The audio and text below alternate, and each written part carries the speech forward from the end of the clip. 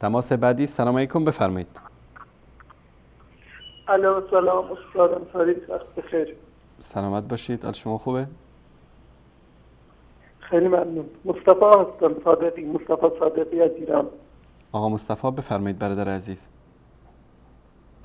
بله، میخواستم بگویم اشهد ان لا اله الا الله و اشهد ان محمدا رسول الله.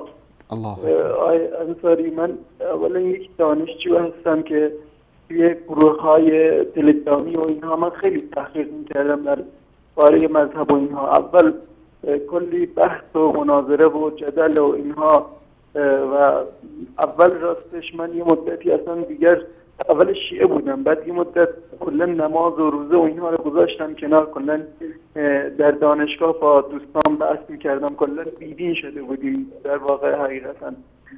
ولی مطالعاتم رو بردم سمت بحث‌های الهیاتی و اینها که ببینم واقعا میبینم ادله کافی برای رد خدا و اینها وجود نداره.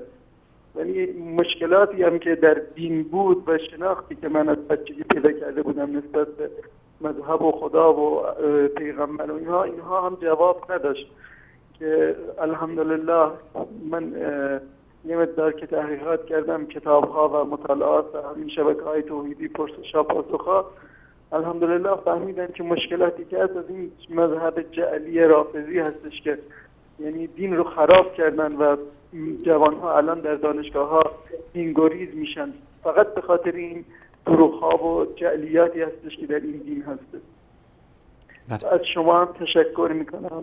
انشاءالله موفق باشید و پیروز باشید. سلامت باشید برادر عزیز. الله سبحانه و تعالی حفظتون کنه. تشکر از شما. امیدواریم که آقا مصطفی عزیز الله سبحانه و تعالی در این راه شما رو ثابت قدم بداره برادر بزرگوار.